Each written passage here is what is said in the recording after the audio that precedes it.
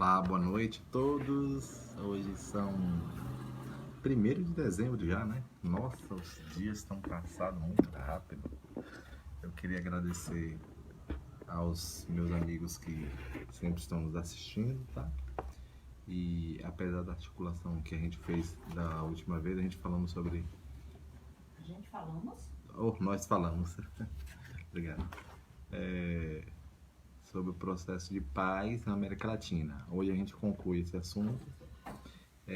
Nós estamos, apesar da articulação inicial e o assunto não se esgotou, nós queremos só assim concluí-lo. Nesse tema de segurança na América Latina, nos dá o conforto de falar porque nós temos um material que foi publicado recentemente não, tem 10 anos. A pesquisa foi feita por 4 pesquisadores e achei muito interessante em comentar aqui. Bom, para quem não sabe, esses temas que a gente tem tratado é na área de segurança entre estados, né, na América do Sul, e encontrando um regime de segurança nos últimos anos.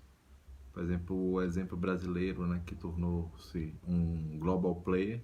Na verdade, se em lugar de prevalecer esses fortes alianças e uma hierarquia salutar, capaz de elaborar uma agenda integradora de defesa na América Latina, veio com do Unasul, né? A Unasul, ela pertinente ao que ela tinha como uma identidade de um bloco político, assim, diplomático, militar e estratégico também econômico, né?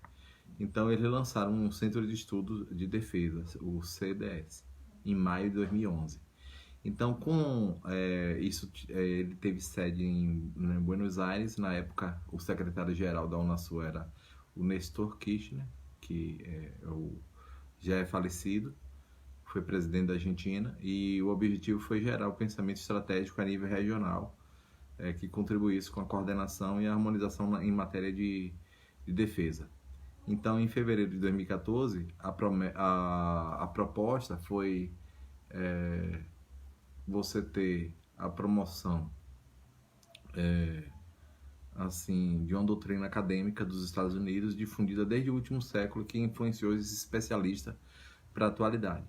Então, como em 1999 até 2005 houve resultados, ainda que pífios, da Colômbia, ou seja, de uma operação com a Colômbia dos Estados Unidos, né?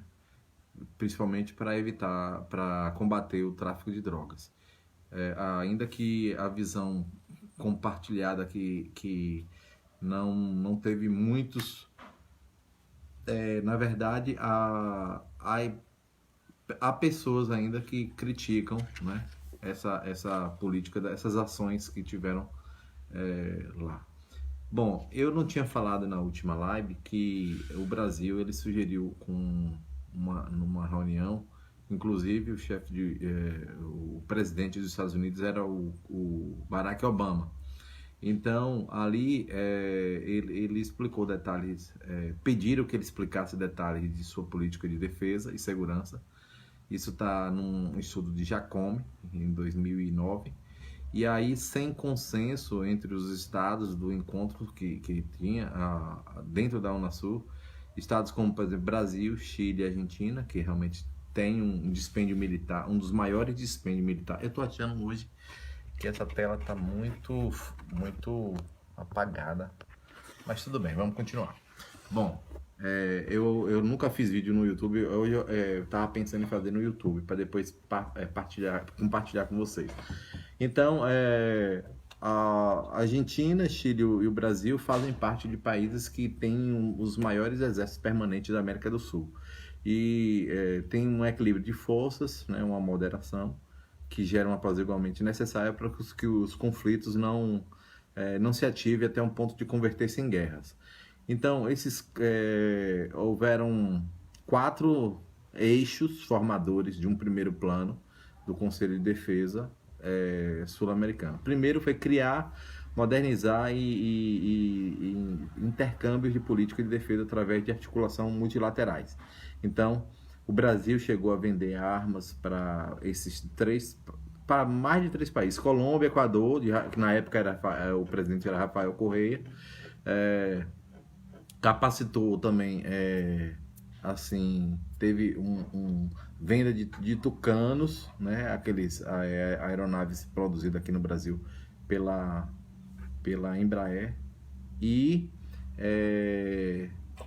teve também algumas atividades de militares, né, que vieram para cá tomar curso, principalmente do Peru, do Chile e outros países que eu não me lembro agora.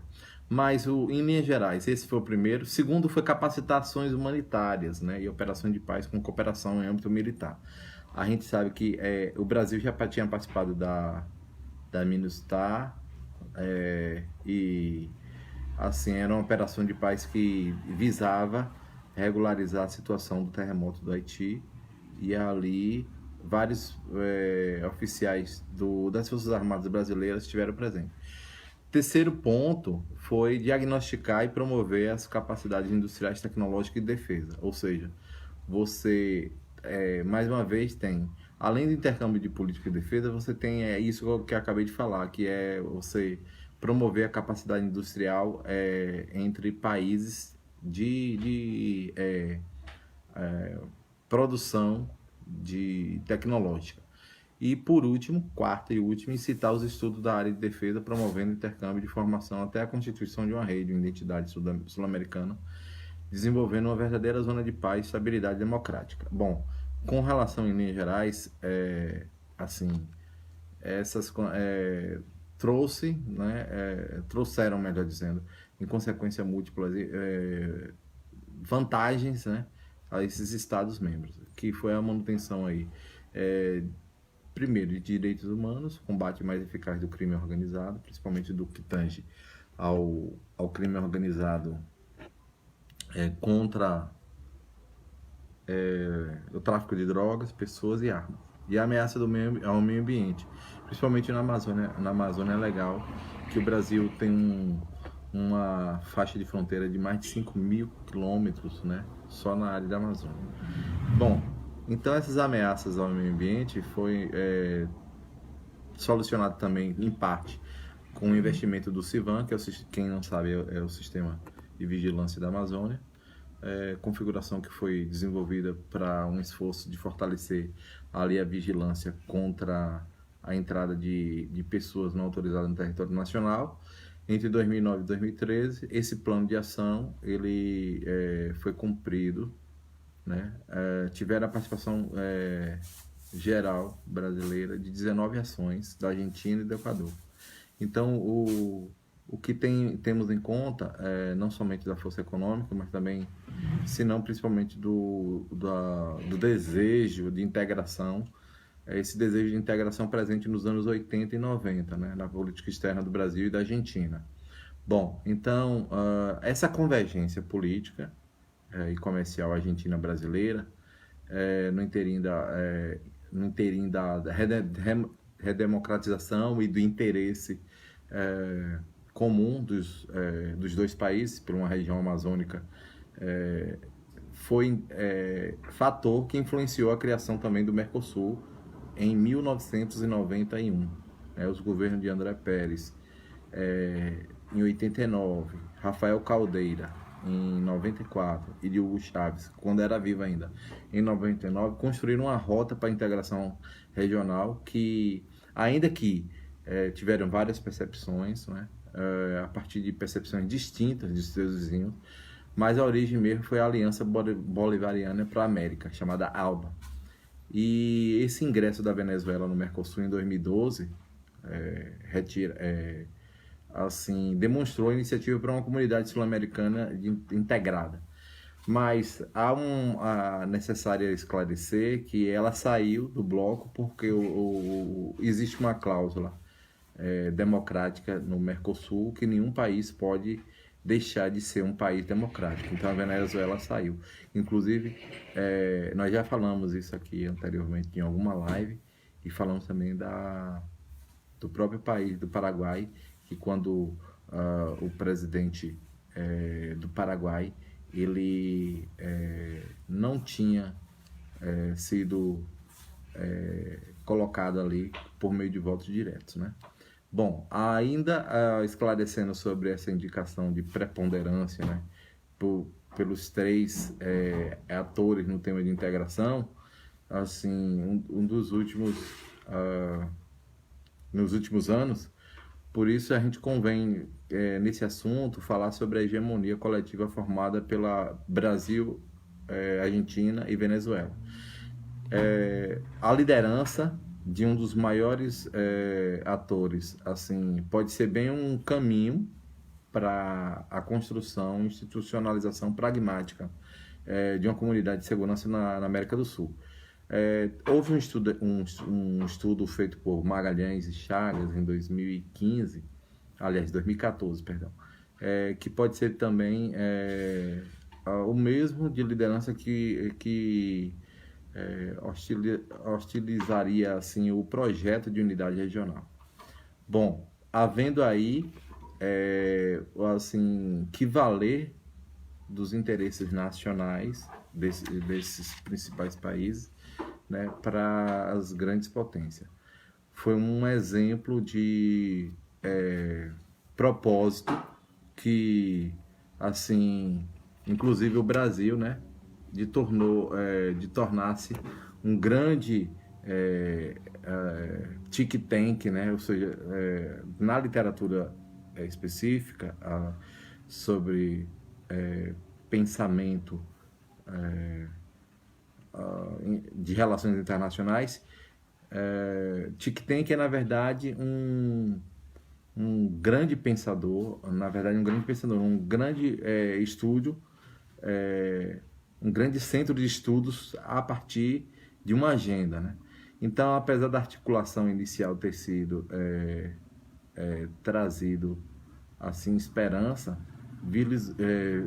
vislumbrou assim uma comunidade de segurança que tinha muito que fazer, né? Até que tivesse sucesso.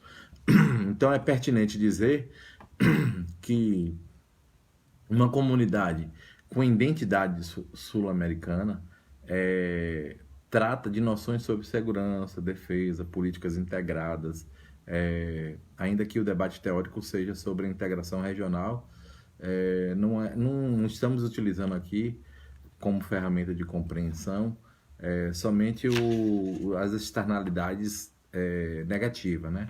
As coisas que no meio do caminho ficaram por fazer, como eu acabei de falar, né? Assim, muita crítica houvera sobre a dinâmica na Colômbia, e assim, no domingo, eu me lembro que quando a gente tratou do assunto de drogas, passa pela América Latina 33% da droga que vai para a Europa. Então, numa perspectiva de âmbito de cooperação, a gente precisa barrar muito essa questão, porque tem que ter uma busca de uma referência para assim, os países cooperarem. Inclusive, tem no YouTube, se você for, tem um vídeo muito interessante que é chamado Aeroportos. Eu já falei isso aqui em um vídeo anterior, que mostra assim quantos de sul-americanos são usados como mulas para o tráfico de drogas, né? Pessoas que acabam caindo, né, nessas redes e muitas vezes não duram muito, acabam morrendo, são cooptadas para o crime organizado. Então, eu já estou indo para a conclusão. Esses elementos, eles motivado por uma geografia e história de uma região na qual passa a ser compreendida, né, como um mini sistema em que a segurança na verdade ela influi, né, sobre ao dos outros, né, dos outros países. Então, converte-se em unidades misturadas, né, unidades a ponto de não ser mais possível analisar os problemas separadamente. Então, o que se pode analisar agora sobre essa relação da distribuição de poder, ou polaridade ou não polaridade, relações, por exemplo, de amizade e inimizade, né?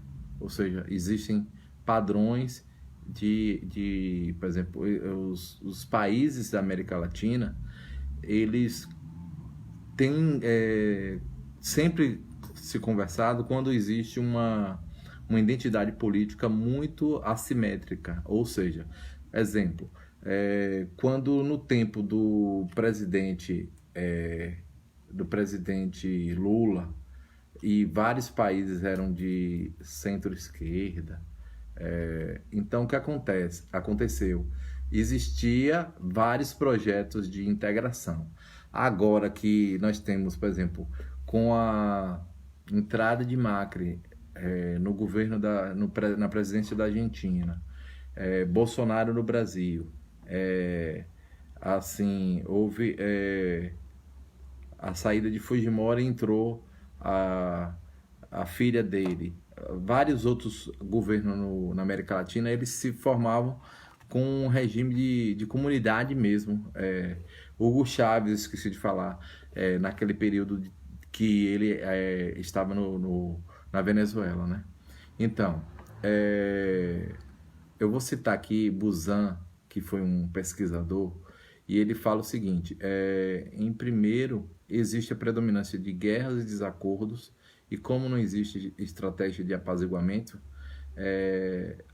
rige a insegurança mútua.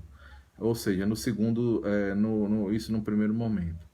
Bom, no segundo, nesses elementos que mudam a estrutura de uma região, em primeiro lugar, existe essa predominância de guerras.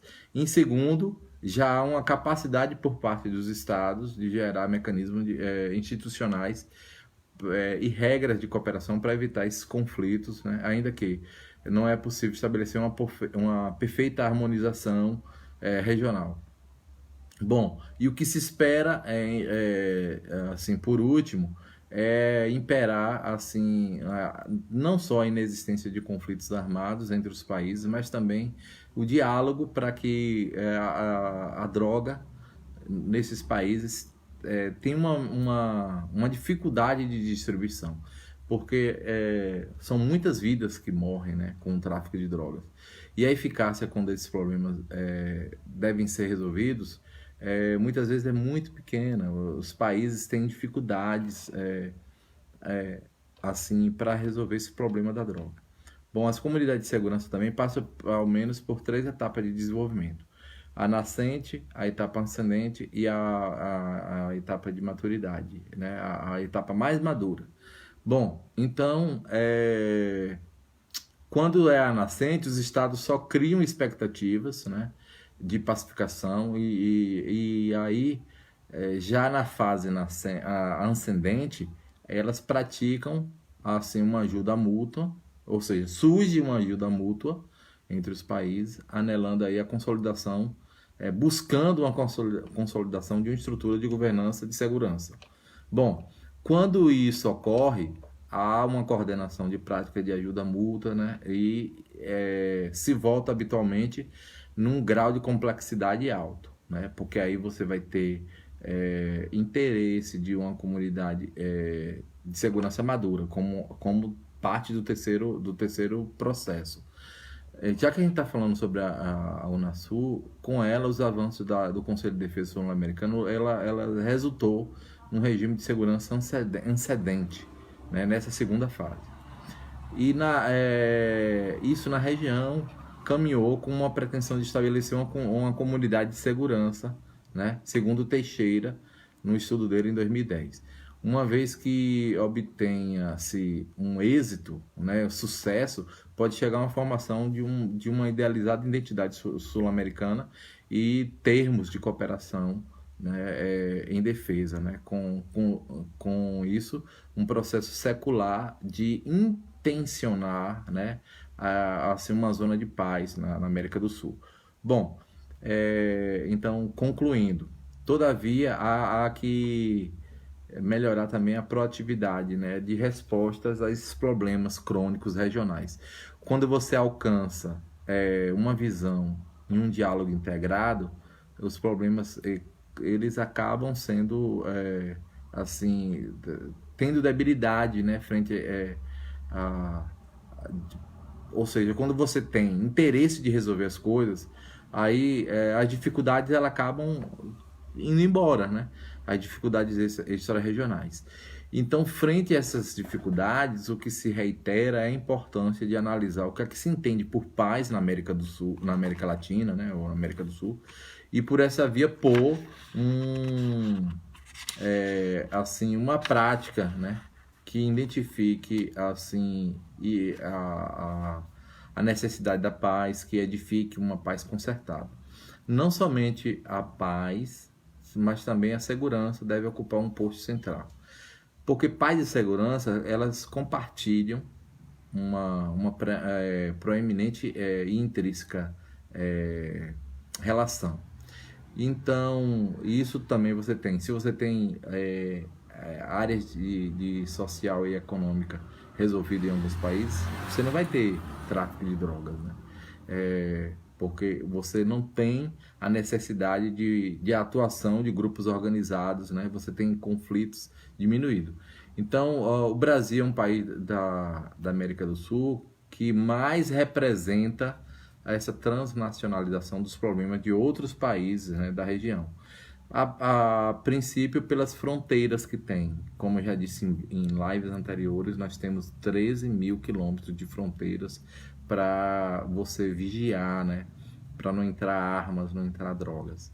Então, com relação a isso, nós queremos agradecer também a dona Mari Barreto e a Cássia Lima, ao Murilo, ao Danilo, aqui está nos assistindo. Muito obrigado. Então, há a necessidade do governo brasileiro demonstrar políticas públicas integradas, né, que sejam feitas com planejamento estratégico, que use medidas que permitam resultados sustentáveis. A partir do exemplo do Brasil, é possível concluir que é melhor, que dá para você melhorar soluções para a questão da segurança na América Latina, que é uma política de segurança que integre todos os países da região. Gente, a gente vai ficando por aqui. Apesar da transformação desse assunto, da 4 lives, né? A gente vem falando sobre a região, o que é necessário, o que se mostrou suficiente, quais foram as agendas nacionais dos estados da América do Sul, de modo que integrou as políticas no tema, né? E que ainda se verifica uma insistência de perspectivas nacionais frente à perspectiva comum para enfrentar essas novas ameaças. Então eu fico muito feliz porque, não obstante a um tema que a gente precisa entender para colocar na prova, não simboliza que a gente sabe tudo. A gente está estudando, notando que existe um cenário de geopolítica internacional que, assim, alguns países, algumas potências acabam influenciando outros menores. E ainda que figure mais como uma ideia, assim, de desenvolvimento, mas é necessária uma forma de integração precisa, né, que demonstre certos avanços alcançados em curto tempo, ou em curto ou médio tempo, né, porque assim a gente já está cansado de ver populações como nos Estados Unidos agora, ainda bem que Trump não se reelegeu, mas, por exemplo, essa questão de segurança tem também relação com, já que a gente está falando da América Latina, a gente deixou de falar coisas que aconteciam na América do Norte, né? Como foi as crianças e os pais que eram separados no muro dos Estados Unidos e México, né? Na travessia. Então, foi bom trabalhar com vocês dados referentes à viabilidade de projeto institucional para obter cooperação entre sistemas de defesa. A gente teve a oportunidade de manejar assim temas correlatos, que no caso foi a instalação da UPP no Rio de Janeiro, nas favelas cariocas, né? E também falar sobre a competência que possui a América do Sul para essa defesa, essa consolidação como verdadeira zona de paz e desenvolvimento. Eu queria agradecer a todos, eu queria só deixar aqui algumas referências, porque eu cheguei a citar Busan, né? Ele tem um artigo de 2004, né? Que você pode encontrar na internet, Security, a New Framework for Analysis. Ele é pesquisador do Colorado. Tem também Borges, né? Brasil, a principal rota do tráfico de cocaína na América Latina. Foi usada como fonte. Centro de Estudo Estratégico e Defesa do Conselho de Defesa Sul-Americano. Você pode encontrar isso no site da Mission CSD.org. Centro Argentino de Estudos Internacionais, CAEI, da Unasul. O Campos, ele também colaborou com esse estudo. A Receita Federal apreende mais de 3,5 milhões de contrabando nas fronteiras da região sul. Isso foi em 2015, foi um estudo. O Brasil está entre os 10 países com mais vítimas de tráfico de pessoas, que recuperamos também no jornal o Globo, entre os autores da nossa pesquisa, foi toda baseada, referenciada por essas pessoas, e também Forças Armadas Revolucionárias de Colômbia, 2015, FARC, recuperado também do site farc.ep.co, que é Colômbia. E por fim, a gente também trabalhou com Juliana Dias, Marcas da Violência se espalharam no país, 17 de novembro de 2015, né? Jornal O Dia do Rio de Janeiro. Bom, e por último, Informe Latino Barômetro 2011, recuperado do site www.infoamerica.org, né? Então, essas são uma das referências que a gente usou. Nós queremos agradecer a atenção de todos, dar uma boa noite para todos. A gente aqui finaliza esse assunto e aí a gente vai procurar trabalhar um outro assunto com vocês quando a gente tiver assim de posse de dados interessantes, né, para falar com vocês. Muito boa noite e obrigado a todos que assistiram até aqui. Tchau, tchau.